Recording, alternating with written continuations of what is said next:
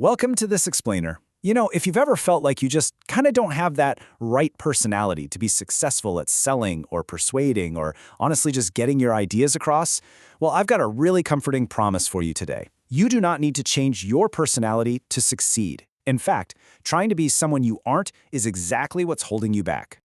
Okay, let's dive into this. What if everything you've been taught about selling is completely wrong? Think about the agonizing stereotypes of sales, the pressure, the stress, that constant awkward conflict between a buyer and a seller.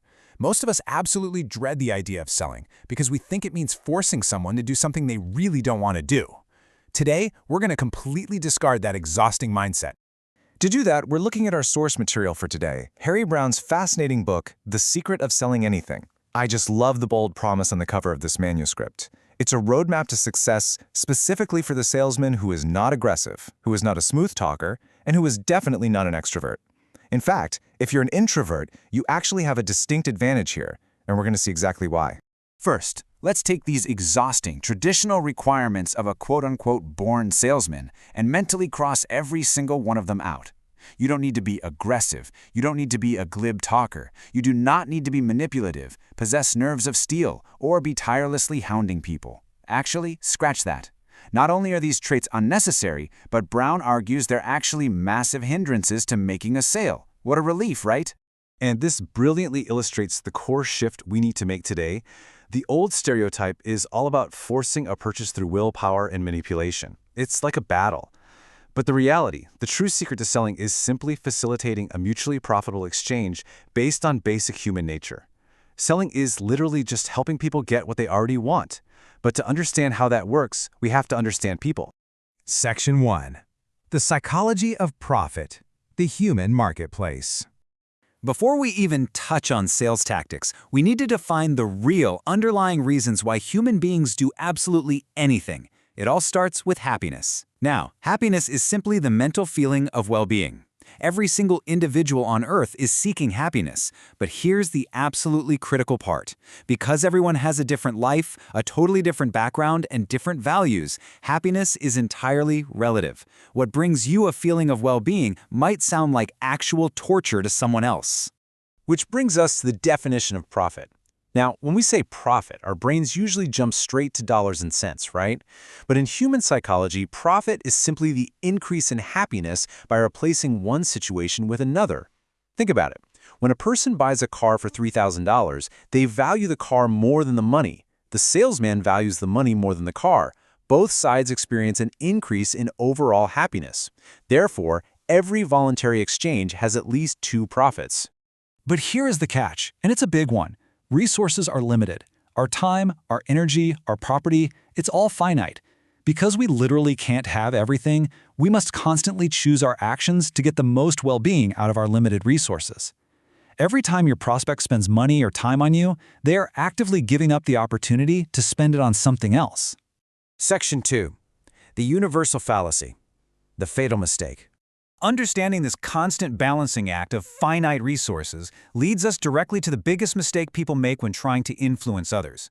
The universal fallacy is the belief that an individual would willingly accept something unprofitable to himself. Let that sink in for a second. People never give up their resources for something they value less than what they already have. No way. They don't buy from you just to be nice. They don't agree to your proposal just because you spoke eloquently. If the exchange doesn't increase their personal relative happiness, they simply will not do it. Section 3. The Ultimate Secret of Success. How to win. So if people only do what increases their own happiness, how do we make the sale? How do we get the job or win the pitch? So the crucial point is captured beautifully in this golden rule. Find out what people want and help them get it. That's it. That is the secret, the whole shebang. Your success depends solely on your ability to satisfy the desires of others.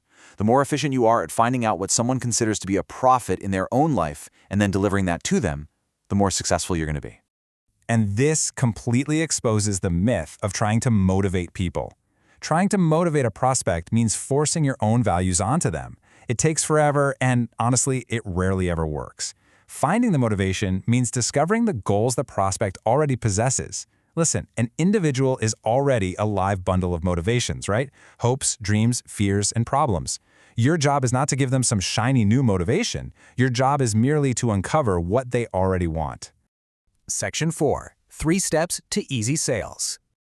So we've got the philosophy down. People act to increase their own relative happiness. Let's move to and see how this builds into a foolproof, logical flow for literally any interaction. We're shifting to strict, actionable tactics now. Step 1, discover the motivation. Step 2, summarize the motivation. Step 3, present the product. Notice that presenting your product is dead last. Most salespeople walk in the door and start right at step 3. That is a total recipe for failure because it relies entirely on blind luck. Step 1. Discover, ask, and listen.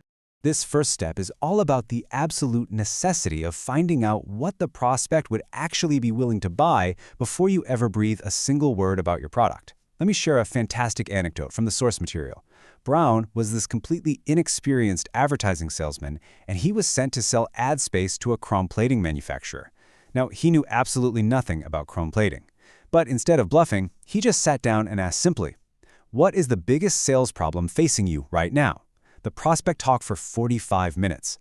By using Socratic questioning, Browne uncovered that the buyer's true need was cracking difficult distribution territories.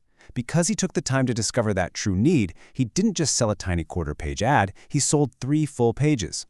Step 2. Summarize. Define the goal. Okay, once your prospect has poured out their problems, their desires, and their goals, you must digest all those disorganized thoughts into a clear, agreed-upon goal. This step proves you were actually listening. You can use a framework exactly like this. If we can just find a way to accomplish X, then you'd be in a position to do Y. Isn't that the crux of it? When you summarize their motivation like this, you do 3 huge things. First, you earn their deep trust. Second, you clearly define the problem. And third, most importantly, you set the specific qualifications required to make the sale.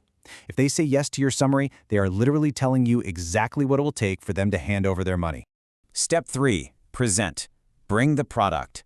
Only once you fully understand their motivations and they've enthusiastically agreed with your summary do you finally introduce your product. Now, what's really interesting about this slide is the incredible discipline this final phase requires. You must only talk about the features your prospect indicated are important to them. Forget the rest. If they told you safety is their primary concern when buying a car, do not waste their time talking about the horsepower or the premium sound system. It just doesn't matter to them. You play back their own comments and show them exactly how your product satisfies their specific, relative vision of happiness.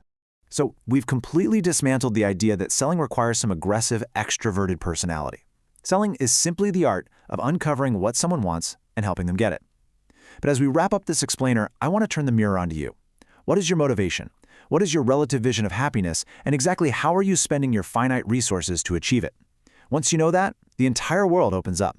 Thank you so much for joining me on this explainer, and I hope this paradigm shift helps you get exactly what you want out of life.